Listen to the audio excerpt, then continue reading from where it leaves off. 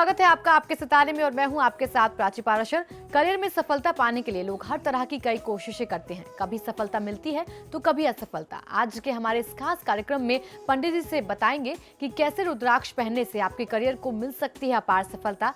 साथ ही जानेंगे आपका साप्ताहिक राशिफल। तो देर कैसे, शुरू करते हैं आपके सितारे।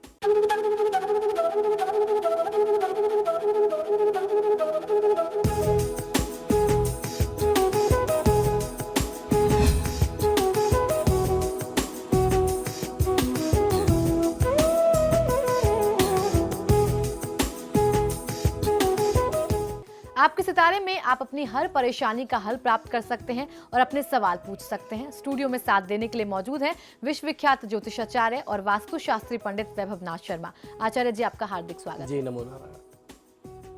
तो यदि आपके मन में कोई सवाल है तो आप भी हमें कॉल कर सकते हैं। हमारे नंबर्स लगातार आपकी टीवी स्क्रीन पर फ्लैश किए जा रहे हैं। आप हमें हमारे टोल फ्री नंबर पर भी कॉल कर सकते हैं। आप हमसे सीधी बात कर सकते हैं। हमारा टोल फ्री नंबर है 18001026-303। आप इस नंबर पर मुफ्त में कॉल करें। इसके अलावा आप हमें हमारे लैंडलाइन नंबर्स 012046463332 और 012046463327 पर भी कॉल करके हमसे सीधी बात कर सकते हैं। तो चलिए सबसे पहले आचार्य जी से जान लेते हैं कि आने वाले पूरे हफ्ते में कौन कौन सी मुख्य तिथियां पड़ने वाली हैं। जी बिल्कुल, हम लोग चर्चा कर रहे हैं आगामी सप्ताह 7 मार्च से लेकर के 14 मार्च के मध्य कौन कौन सी विशेष तिथियां पड़ने वाली हैं। आइए मैं आपको बताता हूं। सबसे पहले 9 मार्च को सोमवार की तिथि है, जिस तिथि में गणेश चतुर्थी मनाई जाएगी। उसके बाद 11 मार्च बुधवार को रंग पंचमी मनाई जानी है और 14 मार्च शनिवार को बसियौरा पूजा, जिसे शीतला अष्टमी की तिथि कहते हैं, शीतला जी की पूजा आराधना की तिथि होती है, वो मनाई जानी है। चलिए अब जानते हैं 12 राशियों का राशिफल, जिसमें बात करेंगे मेष राशि वाले जातकों का आने वाला सप्ताह कैसा रहने वाला है।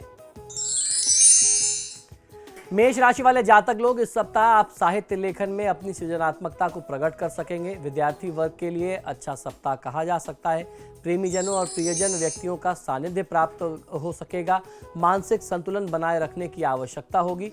इस हफ्ते को शुभ बनाने के लिए भगवान श्री विष्णु और मां लक्ष्मी की पूजा आराधना करें। विष्णु लक्ष्मी जी की आरती करते रहना आपको बहुत शुभ फल देगा। बहुत चिंता करने से आपको बचना चाहिए। चलिए अब जान लेते हैं वृषभ राशि वालों का सप्ताह कैसा रहेगा और सप्ताह को शुभ बनाने के लिए वो क्या करें। वृषभ राशि वाले जातक लोगों के लिए यह सप्ताह जमीन जायदाद के काम से जुड़े लोगों के लिए बहुत विशेष रूप से सावधान रहने की आवश्यकता को दर्शाता है, बताता है। यानी भवन भूमि की क्षति की संभावना आपके लिए बनती दिखाई देती है, तो बहुत सावधान रहिए।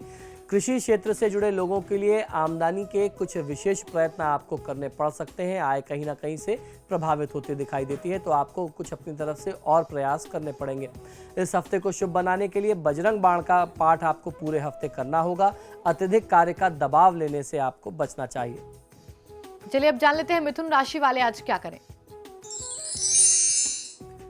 मिथुन राशि वाले जातक लोगों के लिए आने वाले हफ्ते आप बहुत ज़्यादा इमोशनल यानी बहुत भावुक रहने वाले हैं, इसलिए किसी के बोलने से भी आपकी भावनाएं प्रभावित हो जाएं, ऐसे लक्षण, ऐसी संभावनाएं आपके साथ बनती हैं। माताजी के स्वास्थ्य की चिंता आपको निरंतर परेशान करती रहेगी। अचल संपत्ति के मामले में कोई निर्णय लेना आपके लिए सही नहीं होगा। मानसिक व्यग्रता और शारीरिक अस्वस्थता आपको परेशान कर सकती है। इस सप्ताह को शुभ बनाने के लिए देवी दुर्गा की पूजा आराधना आपको करनी चाहिए। दुर्गा चालीसा का पाठ करें और अपने कार्यों में आपको लापरवाही नहीं बरतने की सलाह देता हूँ। तो चलिए अब जान लेते हैं कर्क राशि वाले जातकों के सितारे इस पूरे सप्ताह क्या कह रहे हैं।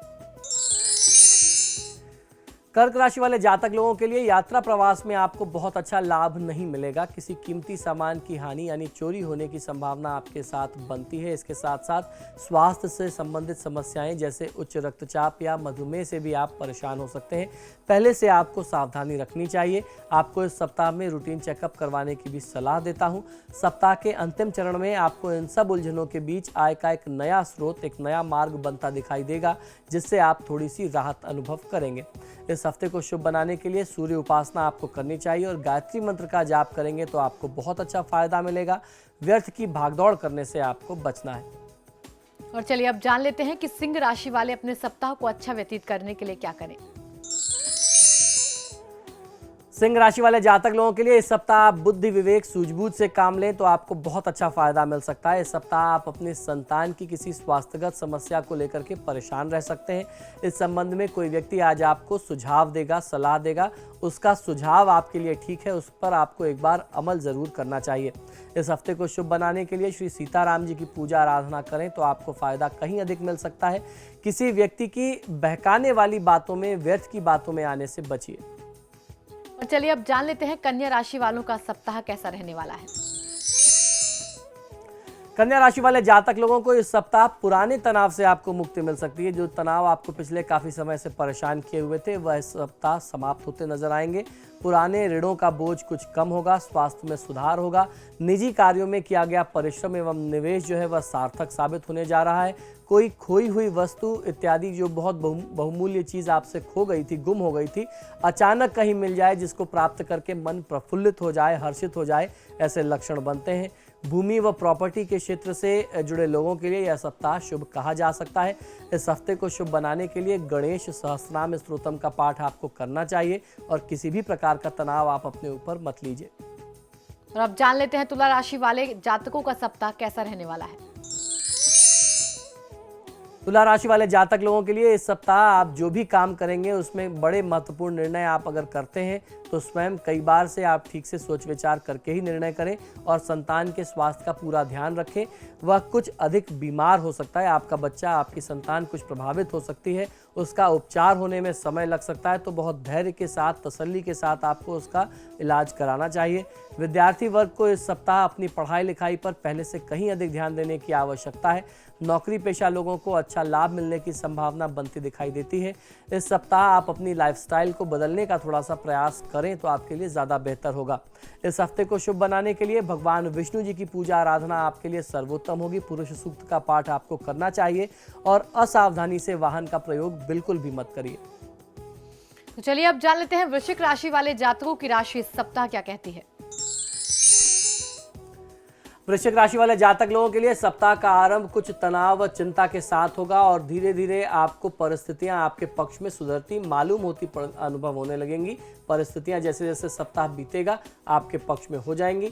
इस सप्ताह में आपको जोखिमपूर्ण और रोमांचक गतिविधियां आकर्षित कर सकती हैं।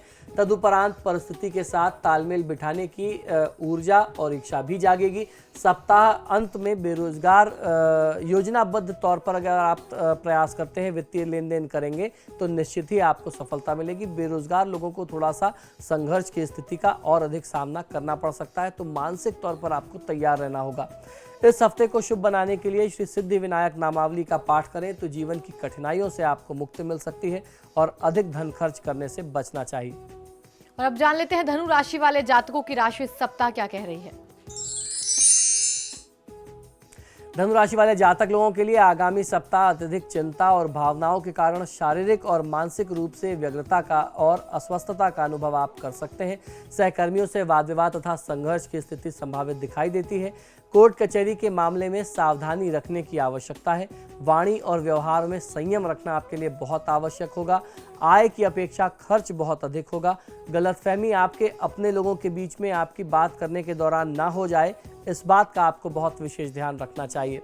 इस पूरे सप्ताह 108 बार नियमित रूप से गायत्री मंत्र का आप जाप करते रहें, यानी रोज आपको 108 बार गायत्री मंत्र का जाप करना है और काले रंग के वस्त्रों के प्रयोग से आपको बचना चाहिए। और चलिए अब जान लेते हैं मकर राशि वालों की राशि इस पूरे सप्ताह क्या कहती है। इस सप्ताह वो क्या करें और क्या ना करें। मकर राशि वाले जातक लोगों के लिए यह आगामी सप्ताह कई तरीके से लाभ से परिपूर्ण रहने वाला है। व्यापार में विकास के साथ साथ आय भी बढ़ेगी। नौकरी पेशा लोगों को लाभ के अवसर प्राप्त होंगे। वैवाहिक जीवन में सुख संतोष की अनुभूति आपको मिलेगी। पत्नी, पुत्र और बुजुर्ग वर्ग की तरफ से लाभ होगा।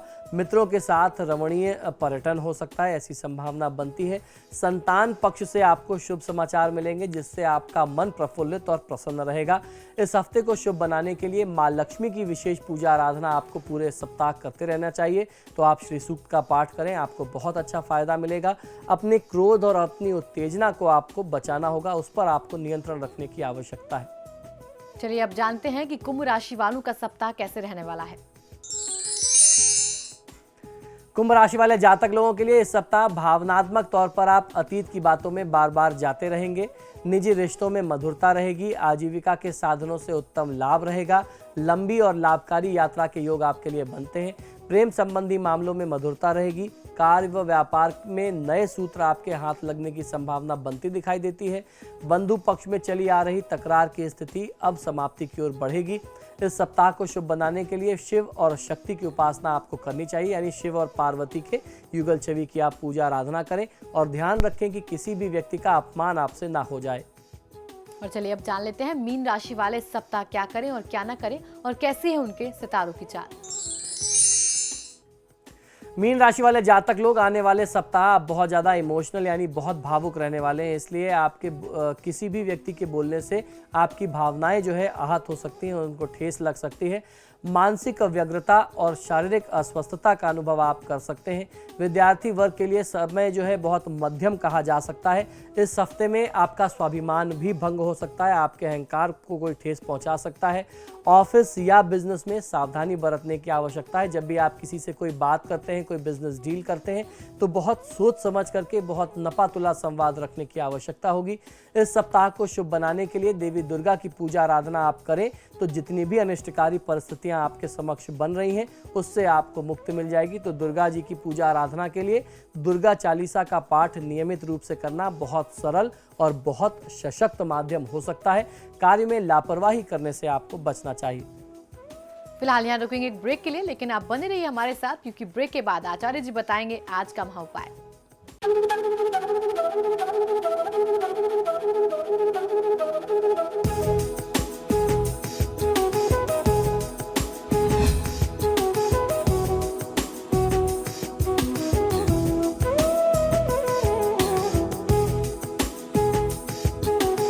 ब्रेक के बाद आपका स्वागत है। जानेंगे आज का महाउपाय, लेकिन उससे पहले हमारे कॉलर हमारे साथ जुड़ गए हैं नितिन बुलंदशहर से।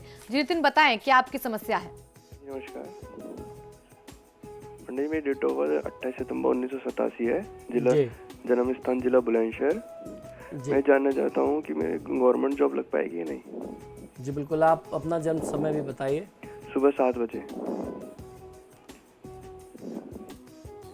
देखिए, आपने सरकारी नौकरी से गवर्नमेंट जॉब से संबंधित प्रश्न किया है। आपकी जन्म पत्रिका के अनुसार केतु की महादशा में शुक्र की अंतर्दशा चल रही है और लग्न में ऐसा संयोग बन रहा है केतु के साथ सूर्य और शुक्र, जिसको देख करके कहा जा सकता है कि सरकारी नौकरी की स्थिति आपकी कुंडली में बिल्कुल भी नहीं है।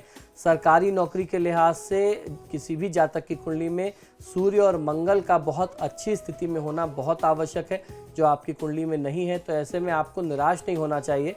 सरकारी नौकरी के इंतज़ार में प्राइवेट सेक्टर्स में जो आपके लिए परिस्थितियां बनती हैं, जो संभावनाएं हैं, उन्हें आपको नज़रअंदाज नहीं करना चाहिए। तो आप अपने लिए प्रयास करते रहिए। प्राइवेट सेक्टर्स में आपका बहुत अच्छा करियर हो सकता है। तो चलिए अब जान लेते हैं कि आज का महाउपाय क्या है।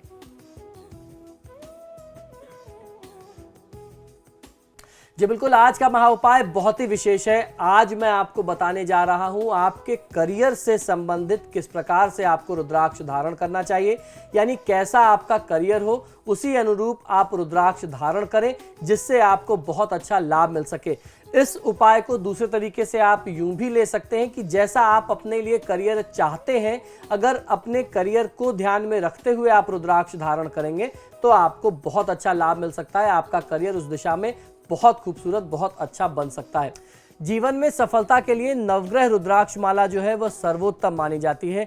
किसी कारणवश अगर आप अभी तक रुद्राक्ष नहीं धारण कर पाए और अगर आप रुद्राक्ष धारण करना चाहते हैं तो रुद्राक्ष धारण करने के लिए महादेव शिव से संबंधित जो भी विशेष तिथियां हैं उनमें आप रुद्राक्ष को धारण कर सकते हैं, जिसमें सोमवार का दिन आता है, प्रदोष की तिथि आती है, या हर महीने में पड़ने वाली जो शिवरात्रि होती है उसमें आप धारण कर सकते हैं, महाशिवरात्रि पर धारण कर सकते हैं। और इन सभी तिथियों के अलावा अपने आप में श्रावण का जो महीना होता है, यानी सावन का जो महीना होता है, वह महादेव शिव की साधना से संबंधित सबसे विशेष और सबसे चमत्कारी महीना होता है। तो इस माह में भी आप इन रुद्राक्षों को धारण कर सकते हैं। अपने करियर के अनुसार अगर आप इन रुद्राक्षों को धारण करें तो आपको बहुत अच्छा लाभ मिलेगा। रुद्राक्ष का चयन करते समय आपको ध्यान ये रखना चाहिए कि रुद्राक्ष बिल्कुल भी शुद्ध हो। अगर पूर्णतः व प्योर रुद्राक्ष आपको मिल रहा है, असली रुद्राक्ष मिल रहा है, तो बहुत अच्छा है। ये बात बताने की आवश्यकता आपको इसलिए पड़ी क्योंकि आजकल बाजार में नकली रुद्राक्ष बहुत ज़्यादा उपलब्ध हैं। आजकल लकड़ियों पर उकेर देते हैं या जो बेर की बीज होती है, जो बेर फल हम लोग खाते हैं, बेर के ऊपर रुद्राक्ष की आकृति उकेर करके रुद्राक्ष के नाम पर उसको बाजारों में बेचा जा रहा है। इस प्रकार की जालसाजी से आपको बचना चाहिए। शुद्ध और अच्छा पवित्र रुद्राक्ष देख करके, असली रुद्राक्ष देख करके आप लीजिए तो आपको फायदा मिलेगा। तो आइए जानते हैं कि किस पेशे वाले व्यक्ति को कितने मुखी रुद्राक्ष धारण करना चाहिए। अगर आप राजनीति के क्षेत्र से जुड़े हुए हैं तो राजनेताओं को पूर्ण सफलता प्राप्त करने के लिए, राजनीति में चरमोत्कर्ष पर पहुंचने के लिए 13 मुखी रुद्राक्ष धारण करना चाहिए। ये आपके करियर के हिसाब से बहुत अच्छा हो सकता है। अगर आप कहीं ना कहीं कोर्ट कचहरी के कामों से जुड़े हुए हैं, न्यायिक प्रक्रिया से जुड़े हुए हैं, आप अगर अधिवक्ता हैं, वकालत इत्यादि करते हैं, तो ऐसे में आप लोगों को 13 मुखी रुद्राक्ष दोनों ओर चांदी का मोती डलवा करके धारण करना चाहिए। यानी एक 13 मुखी रुद्राक्ष का आप दाना ले लीजिए, उसके दोनों तरफ आप उसको ऐसा मढ़वाएं, ऐसा बनवाएं कि दोनों तरफ चांदी के एक एक दाने, चांदी में मोती के एक एक दाने पड़े हुए हों, तो वो बहुत अच्छा आपको लाभ दे सकता है। इसी के अलावा वकालत से जुड़े हुए लोगों को 4 और 13 मुखी रुद्राक्ष धारण करने से भी लाभ प्राप्त होता है, तो आप 13 मुखी और 4 मुखी रुद्राक्ष भी पहन सकते हैं। अगर आप बैंक में कोई वित्तीय जिम्मेदारी को देख रहे हैं, बैंक मैनेजर से संबंधित आपका कोई काम है या स्वयं आप बैंक मैनेजर की पोस्ट पर हैं, तो 11 मुखी के साथ साथ 13 मुखी रुद्राक्ष धारण करना आपको बहुत अच्छा लाभ दे सकता है। इसके अलावा अगर आप वित्तीय सेवाएं देते हैं, आप सीए हैं, चार्टर्ड अकाउंटेंट हैं, तो आपको 8 मुखी और 12 मुखी रुद्राक्ष धारण करना चाहिए। ये आपके करियर के लिहाज से बहुत अच्छा हो सकता है। आपके करियर को ये बहुत ऊंचाइयों तक, बहुत सफलता तक लेकर के जा सकता है। वहीं प्रशासनिक सेवा से जुड़े हुए लोगों के लिए, पुलिस अधिकारियों के लिए 9 मुखी और 13 मुखी रुद्राक्ष धर्मशास्त्र की दृष्टि से बहुत उचित और बहुत उपयुक्त माने जाते हैं।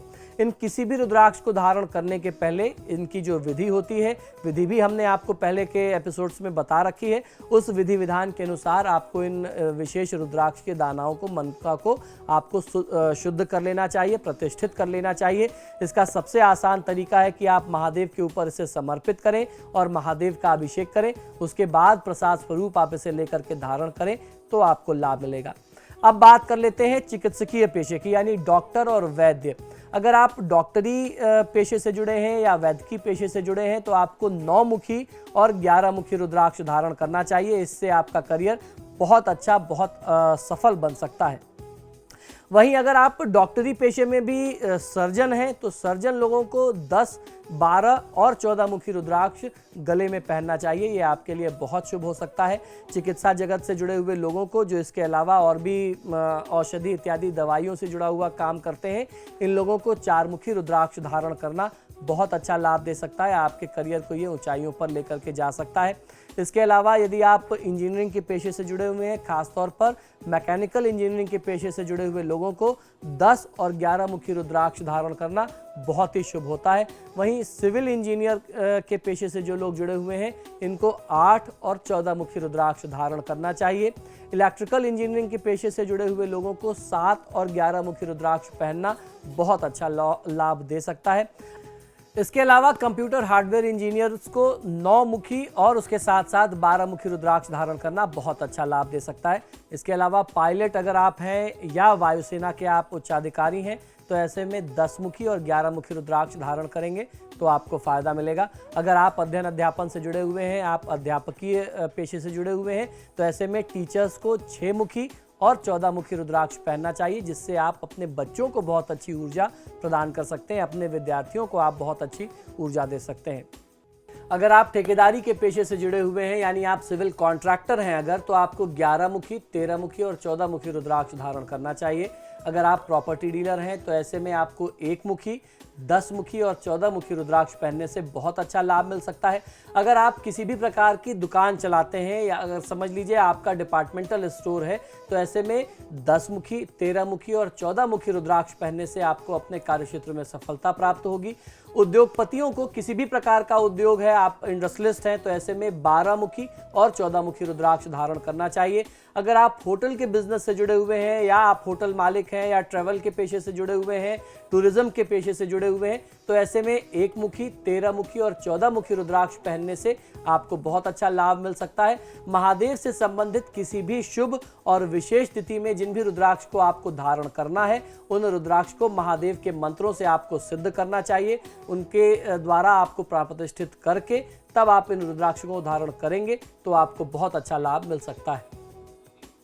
तो आज के महाउपाय में हमने जाना कि अपने करियर के हिसाब से किस प्रकार का रुद्राक्ष हमको धारण करना चाहिए। बहुत बहुत शुक्रिया आचार्य जी आपका। जी धन्यवाद।